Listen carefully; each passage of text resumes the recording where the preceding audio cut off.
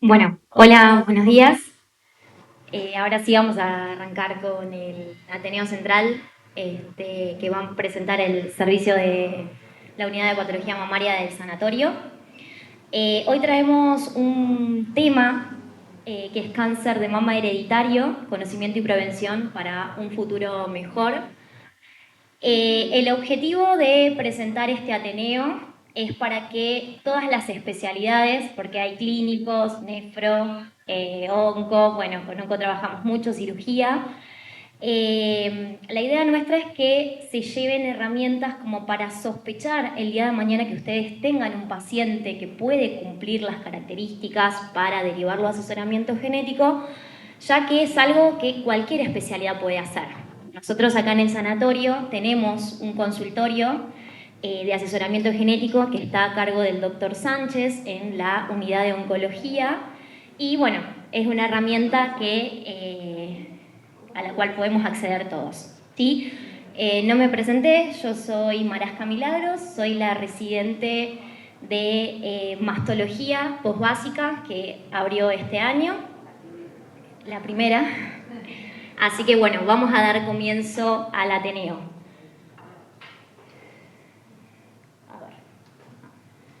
Bueno, ¿por qué es importante siempre hablar de cáncer de mama? Si esto es una pequeña introducción, sabemos que el cáncer de mama es el cáncer más frecuente de todos los cánceres en la mujer, es más de un 30% del total de los cánceres y además también es la principal causa de muerte por cáncer. Si bien hay cada vez más tratamientos y más terapias target, la alta incidencia hace que haya mucha cantidad de muerte por esta patología. Hay factores que predisponen para tener cáncer de mama, o el riesgo va a depender de lo que son factores intrínsecos, que son los que uno evalúa en el momento de la consulta, cuando vienen las pacientes, que tienen que ver con factores intrínsecos, como la edad, sexo, la etnia, la historia familiar, los antecedentes gineco-obstétricos, factores extrínsecos que dependen de la dieta, la obesidad, el consumo de alcohol, el tabaquismo, ¿sí? La toma de anticonceptivos, las terapias de reemplazo hormonal y lo que tiene que ver con los genes de susceptibilidad, que no todos tienen la misma penetrancia, es decir, no todas las mutaciones genéticas nos van a predisponer de la misma manera para tener esta patología, ¿sí? Y otras que vamos a ir viendo durante el Ateneo. Dentro de lo que es la presentación epidemiológica del cáncer de mama existen tres subgrupos, ¿sí? El más frecuente, que es el que uno ve habitualmente, se lleva el 80% de los casos, que es el cáncer de mama esporádico, en el cual hay una acumulación de mutaciones a nivel, mutaciones somáticas a nivel de las células tumorales de la mama, ¿sí? Después tenemos el cáncer de mama familiar, donde son pacientes que tienen antecedentes familiares, pero no tienen un patrón específico de herencia. Y en este subgrupo hay factores genéticos que no están determinados específicamente por una mutación. Y el último subgrupo tenemos el cáncer de mama hereditario, que es el menos frecuente, alrededor de un 5 o un 10% de los casos, en los cuales se dan mutaciones germinales. Esas mutaciones van a estar presentes desde el momento de la concepción y van a estar presentes en todas las células del cuerpo. Por eso es importante identificar estos pacientes para tener en cuenta no solamente lo que es el cáncer de mama, sino la asociación con otros cánceres donde se van a dar los síndromes de cánceres genéticos. ¿Sí? Si bien un paciente puede tener una mutación, este dibujito lo traje a manera, sí, porque para que vean que no todas las pacientes que tienen una mutación igual van a tener cáncer. Y eso tiene que ver con la interacción de los factores que vimos en la diapositiva anterior. Bueno, esto es un poquito lo que hablábamos recién, ¿sí? La presencia de una mutación genética aumenta el riesgo de padecer cáncer de mama y otros cánceres. En cáncer de mama tenemos mutaciones que generan alta penetrancia, que son aquellas que aumentan un riesgo de padecer cáncer de mama en más de un 40%. ¿Sí? En el caso, habrán escuchado en algún momento hablar de los genes BRCA, BRCA1 y BRCA2, que se asocian no solo al cáncer de mama, sino al cáncer de ovario, de páncreas, cáncer de mama en el hombre, próstata, ¿sí? Y otros que son también de alta penetrancia, como el TP53, el TEN, el CDH1 y el STK11, y el PAL2, que ahora ya se vio que es de alta penetrancia, y otros que generan un menor riesgo, que serían los de moderada penetrancia, perdón.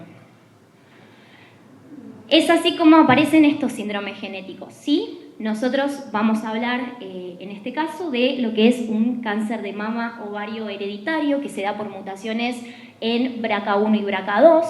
Nosotros tenemos, bueno, el riesgo aumentado de padecer cáncer de mama en más de un 60%, no solamente cáncer de mama en la mujer, sino cáncer de mama en el hombre. El hombre puede tener una predisposición de hasta un 7% de probabilidades de tener cáncer de mama, cuando en la población habitual es menos del 1%, si es un cáncer muy poco frecuente. Por ende, si tengo un paciente masculino que tiene cáncer de mama o que tuvo un familiar de primero o segundo grado con cáncer de mama, es ya un factor de sospecha, ¿sí? Tenemos aumento de riesgo de melanoma, de cáncer de ovario. Sí, el cáncer de ovario en las BRCA positivas puede llegar hasta un 60% en las pacientes BRCA1, que es muchísimo, es menos de un 2% en la población general. Entonces, es importante tener en cuenta esto, ¿sí? Y después tenemos otros cánceres como las mutaciones en el CDH1, que llevan a mutaciones al síndrome de cáncer gástrico hereditario, ¿sí? El TP53, que es el famoso Lifraumeni, que se asocia a cáncer de mama, sarcomas, cáncer colorectal, tumores cerebrales, linfomas. En el caso del TEN, lleva lo que es el síndrome de Cowden, que se asocia a cáncer de mama, el papilar de tiroides, cánceres renales, endometrio, ¿sí? El Buergeres, que ustedes habrán escuchado de las máculas pigmentadas que presentan, ¿sí? También se asocia a tumores digestivos, tumores gástricos, páncreas, ¿sí? El PAL2, entre otros, ¿sí? Bueno, vamos a empezar un poco con nuestro caso clínico. Es una paciente femenina de 58 años de edad, con sus antecedentes ginecobstétricos. Tuvo una menarca a los 13, 2 hijos con 2 partos, el primero a los 23 años, ¿sí? Le dio de lactar a sus hijos con una menopausia a los 49 años, sin antecedentes personales relevantes. Cuando nosotros hacemos la consulta siempre en el servicio de patología mamaria, esto para nosotros es muy importante, ¿sí? Los antecedentes heredofamiliares oncológicos, y nuestra paciente, que está señalada acá con una flecha amarilla, tenía una madre con un cáncer de ovario a los 50 años y un cáncer de mama a los 69 años. Y tenía también una abuela con un cáncer de mama a los 60 años. Tenía un tío con leucemia y por la rama paterna tenía un tío con un cáncer de pulmón tabaquista severo, ¿sí? Bueno, esta paciente tenía antecedentes personales oncológicos también. A la edad de 48 años, ella consulta en otra institución por proctorragia. Le indican una videocolonoscopía en la cual, como hallazgo, identifican un pólipo sésil a 25 centímetros del margen anal. Se biopsia, esa biopsia arrojó un adenocarcinoma de bajo grado, por lo cual se realiza el tratamiento quirúrgico, una sigmoidectomía, que arrojaba un adenocarcinoma bien diferenciado intramucoso. Era un tumor in situ N0 con 11 ganglios negativos. Ese mismo año, 7 meses después, la paciente consulta por un nódulo palpable en la mama izquierda, y bueno, para lo que se le realizó una tumorectomía, es decir, una resección del nódulo en la mama con un vaciamiento axilar izquierdo. Se trataba de un cáncer ductal infiltrante grado 3, de 3 centímetros, era un T2 con márgenes libres y con 2 ganglios en su vaciamiento, 2 ganglios positivos. Dentro de lo que es la inmunistoquímica, se trataba de un cáncer de mama triple negativo, con un Ki alto. El Ki es el índice de proliferación celular que uno utiliza o estudian los tumores. Esta paciente tenía indicación de tratamiento quimioterápico, ¿sí? Se hizo adyuvancia con adriamicina, ciclofosfamida y paclitaxel, completó 12 ciclos, y como parte siempre del tratamiento adyuvante, el tratamiento conservador, siempre va la cirugía conservadora de la mano con la radioterapia, ¿sí? Para tener en cuenta. Esto es a modo informativo. Nosotros en patología mamaria no solamente es importante tener en cuenta los tipos histológicos, ¿sí? Como factor pronóstico, sino el subtipo molecular, en la cual dividimos los tipos de tumores de mama en cuanto a los que tienen receptores hormonales positivos, los HER2 y los triples negativos, que nos sirven como factor pronóstico y predictivo en las pacientes. Los más agresivos generalmente son los HER2 y los triples negativos, que también son los que se asocian más frecuentemente a las mutaciones genéticas, sobre todo también las BRCA1. Como... No spoileo, perdón. Bueno, en lo que hablamos hasta ahora de nuestra paciente, familigrama y lo poquito que hablamos de los síndromes genéticos. Si a ustedes les llega esta paciente que acabamos de ver en esta instancia, ¿qué antecedentes los harían sospechar que la paciente puede tener una mutación genética? La madre, sí. Dos cánceres, perfecto. ¿Cómo? Ah. Bueno, muy bien.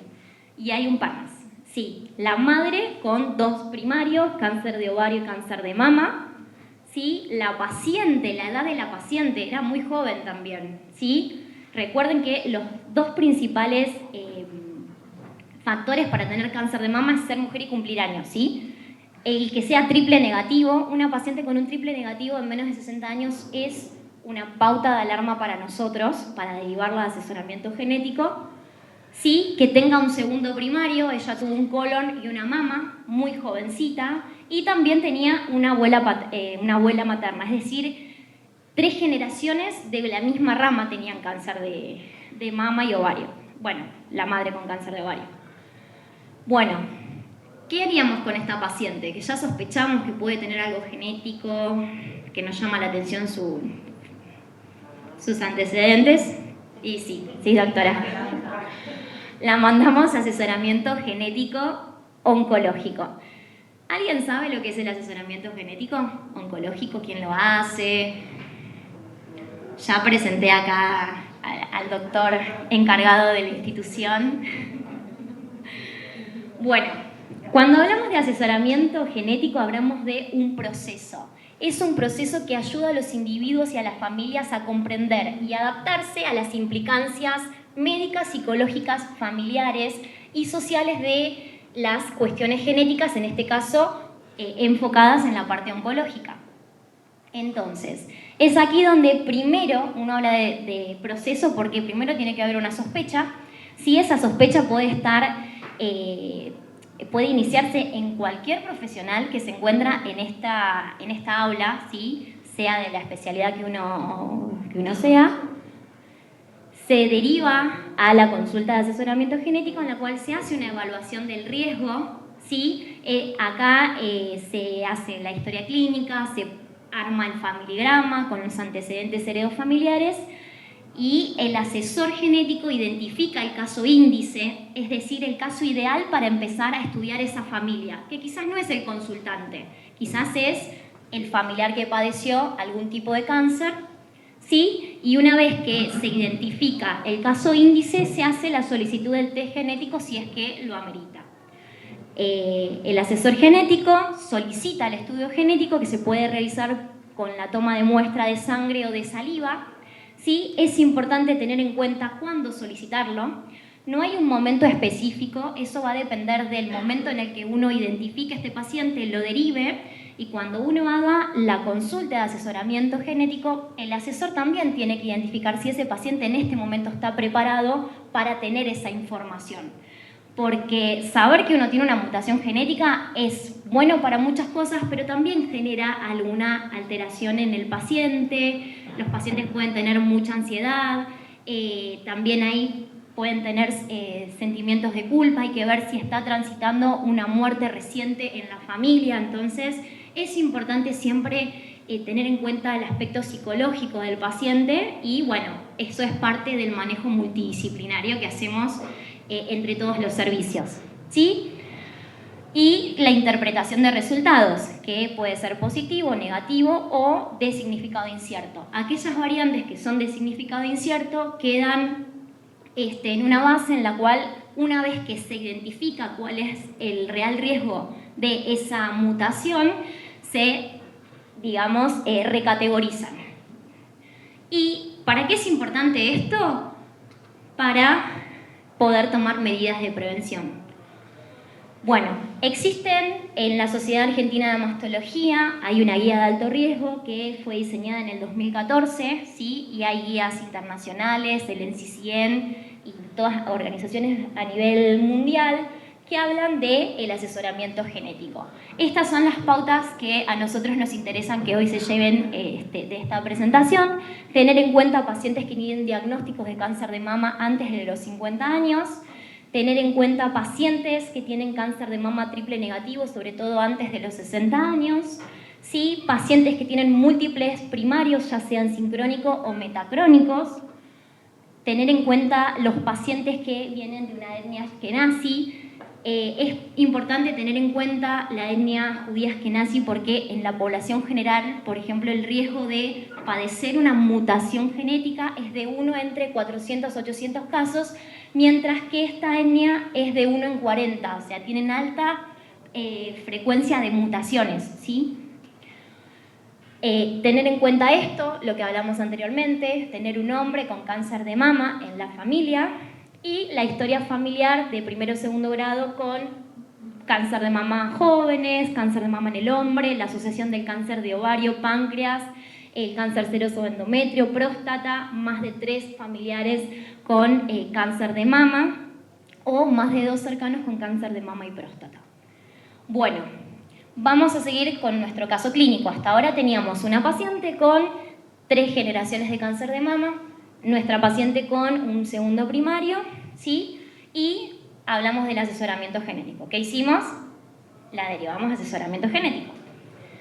Se le pidió un panel para BRCA1 y BRCA2, teniendo una mutación en el gen BRCA1. El gen BRCA1, específicamente hablando de este subtipo, aumenta el riesgo de cáncer de mama en más de un 60%, ¿sí? Cáncer de mama contralateral en más de un 21%, cáncer de ovario en casi un 60%, ¿sí? Esto es importante, próstata, páncreas y melanoma.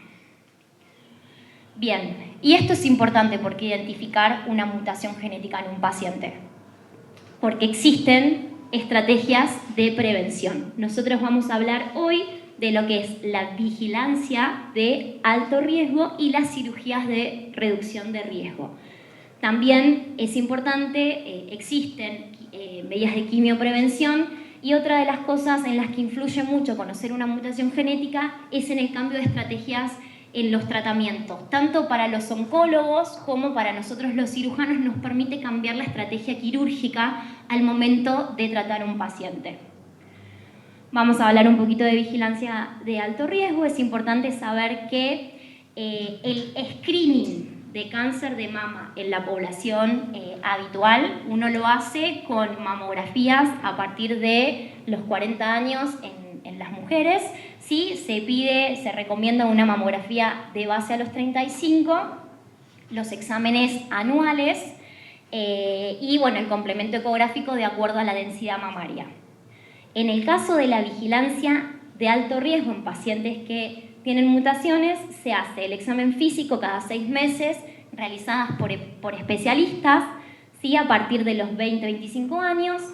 En este caso incluye la resonancia magnética, que se hace anual a partir de los 25 años. Se hace mamografía a partir de los 30 con la mamo, ¿sí? Y una vez que, de acuerdo a los hallazgos por rezo y por mamo, es importante tener en cuenta la herramienta de la eco que uno a veces la pide como complemento mamográfico second look para los hallazgos por resonancia. También teniendo en cuenta que se trata de pacientes jóvenes. Entonces hay mayor probabilidad de que esa paciente tenga una mama con gran densidad mamaria o mayor densidad mamaria. Bien, y esto es para que veas que la resonancia magnética para vigilancia de alto riesgo está avalada por muchas guías a nivel internacionales. Bien, hablamos de algo de vigilancia de alto riesgo, vamos a hablar algo de cirugías de reducción de riesgo. ¿Se acuerdan de esto en el 2014 cuando empezó el boom Angelina Jolie? Hola, ¿se escucha? Bueno, cuando empezó el boom... Hola, hola, bueno, ¿se escucha ahí?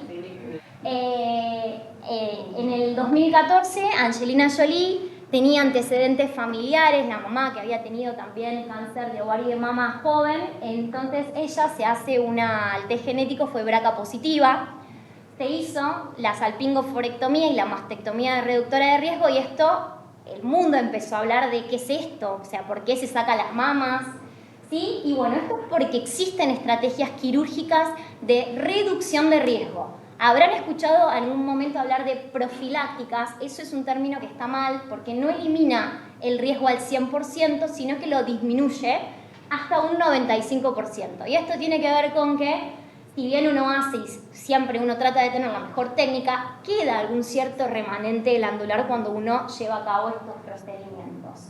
Y es importante tener en cuenta que a veces cuando una paciente ya tiene un cáncer de mama, ¿sí? La mama contralateral también tiene un riesgo aumentado de padecer cáncer. Por eso se les puede ofrecer la mastectomía aunque tengan un cáncer, ¿sí? La mastectomía, digamos, reductora de riesgo contralateral. No, estoy hablando de las pacientes BRCA positivas. Estamos hablando de pacientes, todo esto es pacientes mutadas, ¿sí? Las guías internacionales en quienes recomiendan en las pacientes que tienen mutaciones de alta penetrancia, ¿sí? Que son las que vimos antes, BRCA1, BRCA2, TEN-CH1, PAL2 y TP53, ¿sí? Este es un ejemplo de mastectomías de reductoras de riesgo que hicimos en el servicio, son pacientes BRCA mutadas.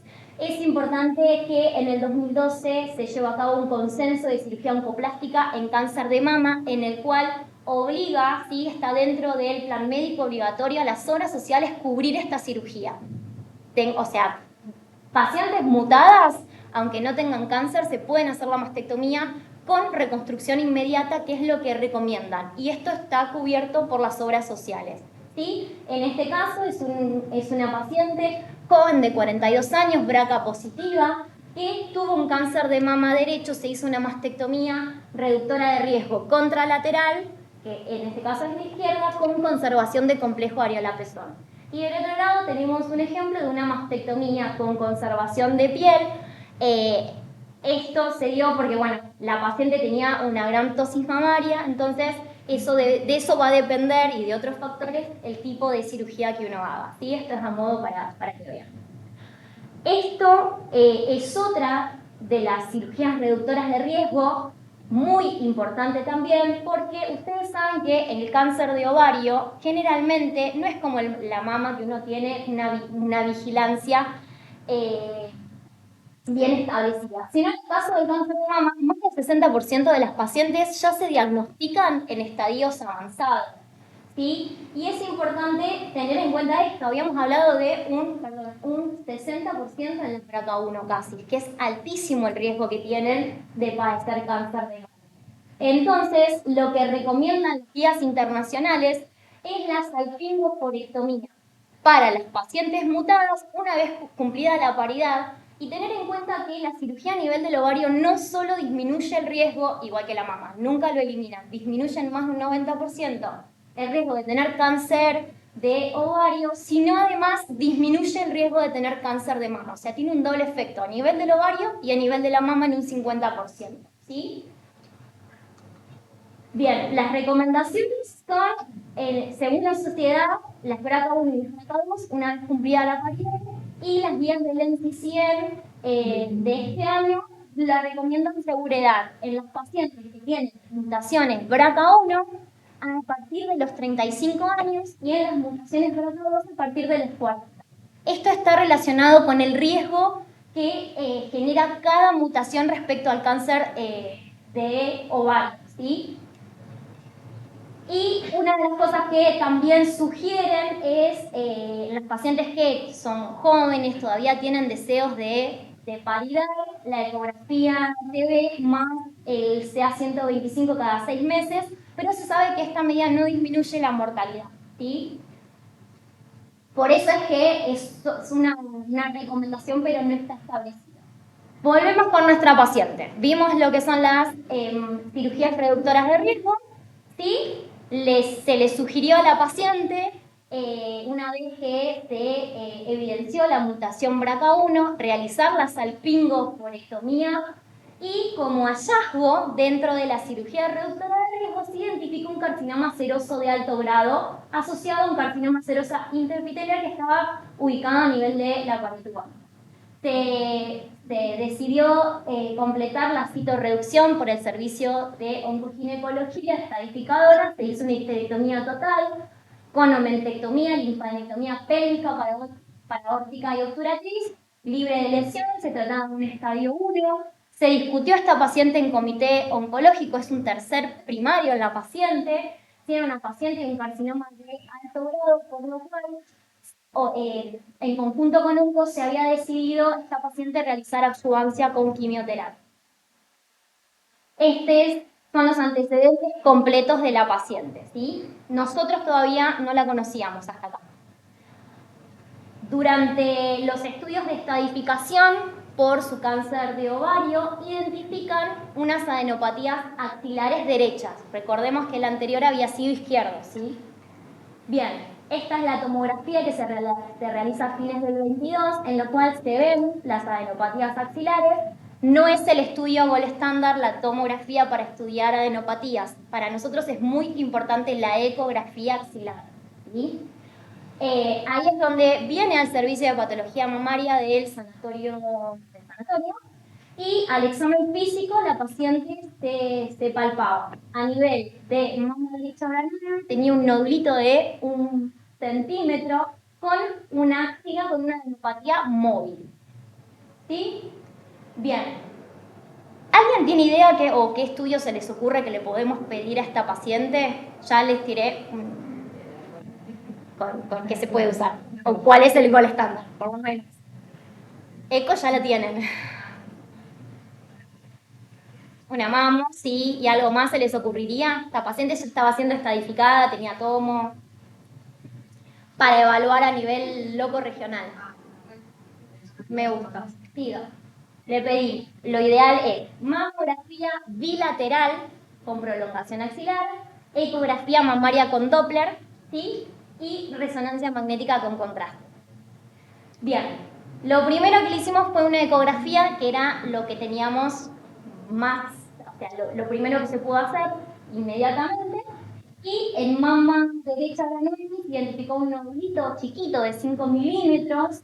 Y en axila derecha era Doppler positivo. Vean las características, los márgenes no son circunscritos, tiene un eje, ¿sí?, perpendicular a la piel, Doppler positivo, era un nódulo ecográficamente no era así. Y en axila tenía un ganglio con alteración corticular, que esto es una de las cosas que uno tiene en cuenta.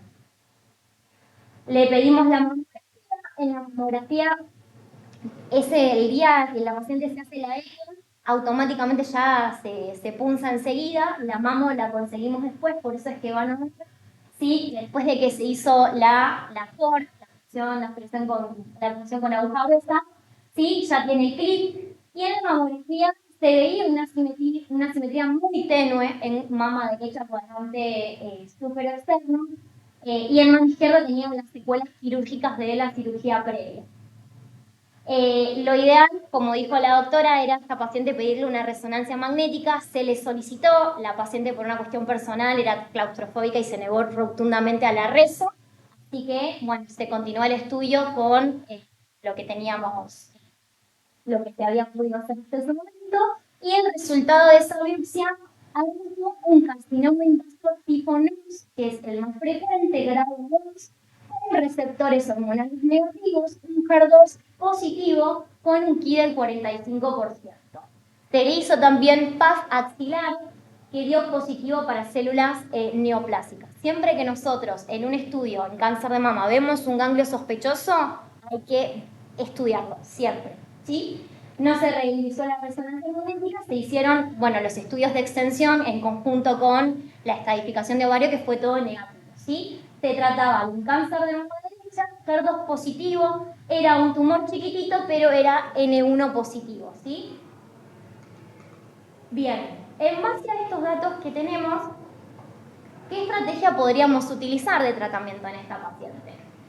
Tenemos la opción de hacer tratamiento neoadyuvante, ¿sí? Quimioterapia antes de la cirugía, adyuvante, o operarla directamente. ¿A alguien se le ocurre qué podríamos hacer? Capaz que es un poco fino. Los oncólogos. Pero bueno, en una paciente HER2 positiva o triple negativa con un tumor de 2 centímetros, si es axila positiva, sí, ya entrada, pero según el tamaño, entre 1.5 y 2, uno siempre va a preferir hacer la quimio antes de la cirugía, ¿sí? La quimio más de 0.5 la tiene que hacer. Entonces nos va a dar más herramientas si esa paciente la hace antes. Nos permite, primero, evaluar cuál es la respuesta en vivo de esas células al tratamiento quimioterápico y además a los doctores les da herramientas para el tratamiento a posterior.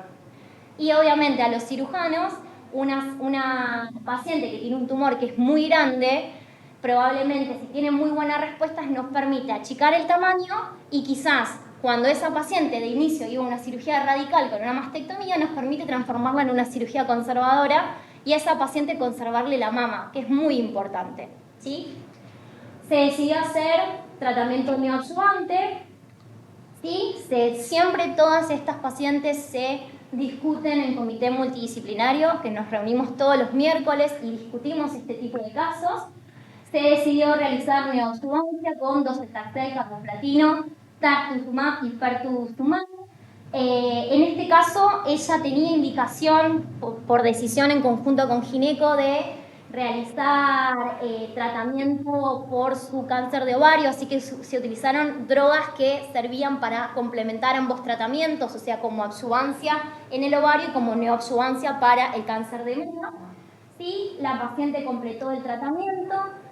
Se hicieron estudios de fin de quimioterapia. Siempre toda paciente que va a tratamiento neoadyuvante, al finalizar la quimio, se reevalúa con mamo, eco y rezo para nosotros terminar de definir la estrategia quirúrgica a seguir. ¿Sí? En los estudios tenía una imagen sólida a nivel de mamo derecho de 9 que estaba asociada a clip de 8 milímetros. Incluso esta imagen estaba ahí porque era de 5 la previa. ¿Sí? Y la axila tenía la persistencia de la D. Bien, hablamos de ya el tratamiento nos toca tratamiento quirúrgico. Hay dos opciones de tratamiento que uno podría plantearse en esta paciente. La cirugía conservadora con radioterapia, o sea, el tratamiento conservador, y realizar una cirugía radical teniendo en cuenta de qué se trataba, de una paciente BRCA positiva, ¿sí? Una mastectomía con una reconstrucción mamaria. ¿Qué le harían?